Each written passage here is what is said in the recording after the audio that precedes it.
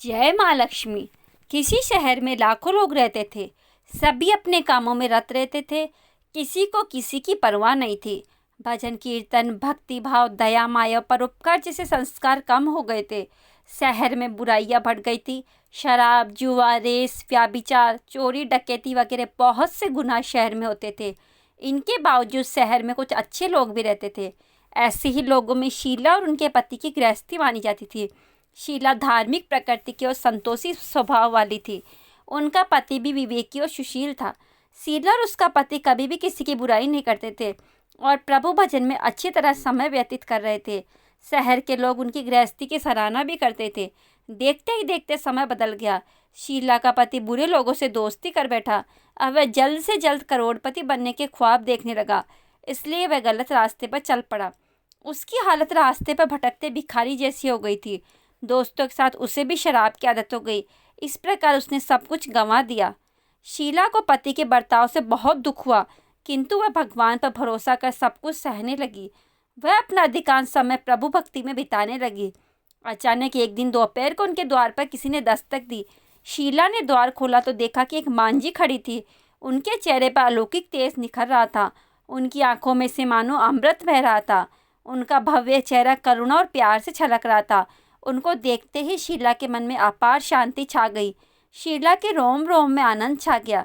शीला उन मांझी को आदर के साथ घर में ले आई। घर में बैठाने के लिए आसन नहीं था, अतः शीला ने सकुचाकर एक फटी हुई चद्दर पर उनको बैठाया। मांझी बोली, क्यों शीला, मुझे पहचाना नहीं? हर शुक्रवार को लक्ष्मी जी के मंदिर में भजन कीर्तन के समय मैं भी वहां आती हूँ। इसके बावजूद शीला कुछ समझ नहीं पा रही थी। फिर मांझी बोली, तुम बहुत दिनों से मंदिर नहीं आई, अतः मैं तुम्हें देखने चली आई। माता जी के अति प्रेम भरे शब्दों से शीला का हृदय पिघल गया। उसकी आंखों में आंसू आ गए। वह बिलक बिलक कर रोने लगी। मांझी ने कहा, बेटी, सुख और दुख तो धूप और छांव जैसे होते हैं। धैर्य रखो बेटी, मुझे तेरी सारी परेशानी बता। माता जी के व्यवहार से शीला को काफ़ी संबल मिला और सुख की आस में उसने माता जी को अपनी सारी कहानी कह सुनाई। कहानी सुनकर माता जी ने कहा, बेटी, कर्म की गति तो न्यारी होती है। हर इंसान को अपने कर्म भुगतने ही पड़ते हैं, इसलिए तू चिंता मत कर। अब तो कर्म भुगत चुकी है। अब तुम्हारे सुख के दिन अवश्य आएंगे। तू तो माँ लक्ष्मी जी की भक्त है। माँ लक्ष्मी तो प्रेम और करुणा की अवतार है।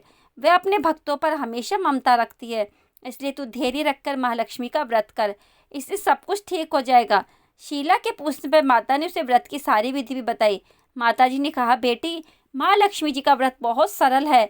उसे वरद लक्ष्मी व्रत या वैभव लक्ष्मी व्रत भी कहा जाता है। यह व्रत करने वाले की सब मनोकामना पूर्ण होती है। वह सुख, संपत्ति और यश प्राप्त करता है। शीला यह सुनकर आनंदित हो गई। शीला ने संकल्प करके आंखें खोली तो सामने कोई नहीं था। वह विस्मित हो गई कि मांझी कहाँ गई। शीला को तत्काल ये समझते देर न लगी कि मांझी और कोई नहीं, साक्षात लक्ष्मी माँ थी। दूसरे दिन शुक्रवार था। सवेरे स्नान करके स्वच्छ कपड़े पहनकर शीला ने मांझी द्वारा बताई पूरी विधि से व्रत किया। आखिर में प्रसाद वितरण हुआ। यह प्रसाद पहले पति को खिलाया। प्रसाद खाते ही पति के स्वभाव में फर्क पड़ गया। उस दिन उसने शीला को मारा नहीं, सताया भी नहीं। शीला को बहुत आनंद हुआ। उनके मन में वैभव लक्ष्मी व्रत के लिए श्रद्धा बढ़ गई। शीला ने पूर्ण श्रद्धा भक्ति से 21 शुक्रवार तक वैभव लक्ष्मी व्रत किया।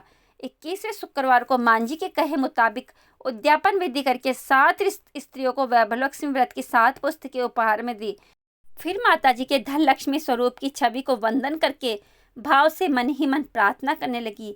हे माँ धन लक्ष्मी, मैंने आपका वैभव लक्ष्मी व्रत करने की मन्नत मांगी थी। यह व्रत आज पूर्ण किया है। हे माँ, मेरी हर विपत्ति दूर करो। हमारा सबका कल्याण करो। जिसे संतान न हो उसे संतान देना। सौभाग्यवती स्त्री का सौभाग्य अखंड रखना।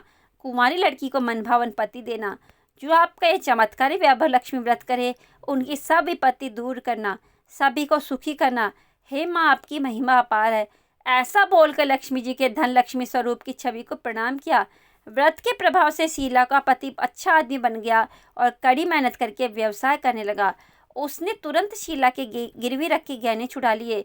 घर में धन की बाढ़ सी आ गई। घर में पहले जैसी सुख शांति छा गई। वैभव लक्ष्मी व्रत का प्रभाव देखकर मोहल्ले की दूसरी स्त्रियां भी विधि पूर्वक वैभव लक्ष्मी व्रत करने लगी। वैभव लक्ष्मी व्रत 7, 11 या 21 जितने भी शुक्रवारों की मन्नत मांगी हो, उतने शुक्रवार तक ये व्रत पूरी श्रद्धा तथा भावना के साथ करना चाहिए। आखिरी शुक्रवार को इसका शास्त्रीय विधि के अनुसार उद्यापन करना चाहिए। आखिरी शुक्रवार को प्रसाद के लिए खीर बनानी चाहिए। जिस प्रकार हर शुक्रवार को हम पूजन करते हैं वैसे ही करना चाहिए। पूजन के बाद माँ के सामने एक श्रीफल फोड़े, फिर कम से कम 7 कुंवारी कन्याओं या सौभाग्यशाली स्त्रियों को कुमकुम का तिलक लगाकर माँ वैभव लक्ष्मी व्रत कथा की पुस्तक की एक प्रति उपहार में देनी चाहिए और सबको खीर का प्रसाद देना चाहिए। इसके बाद माँ लक्ष्मी जी को श्रद्धा सहित प्रणाम करना चाहिए। फिर माता के धनलक्ष्मी स्वरूप की छवि को वंदन करके भाव से मन ही मन प्रार्थना करें, हे माँ धनलक्ष्मी, मैंने आपका वैभव लक्ष्मी व्रत करने की मन्नत मांगी थी, वह व्रत आज पूर्ण किया है।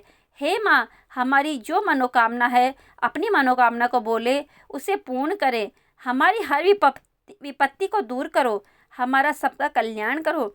जिसे संतान न हो उसे संतान देना, सौभाग्यवती स्त्री का सौभाग्य अखंड रखना, कुंवारी लड़की को मनभावन पति देना। जो आपका ये चमत्कारी वैभव लक्ष्मी व्रत करे उनकी सब विपत्ति दूर करना, सभी को सुखी करना। हे माँ, आपकी महिमा अपार है, आपकी जय हो। ऐसा बोलकर लक्ष्मी जी के धनलक्ष्मी स्वरूप की छवि को प्रणाम करें। जय माँ वैभव लक्ष्मी, जय माँ धनलक्ष्मी। सब पर अपनी कृपा बनाए रखना, सब पर अपनी कृपा दृष्टि प्रदान करना।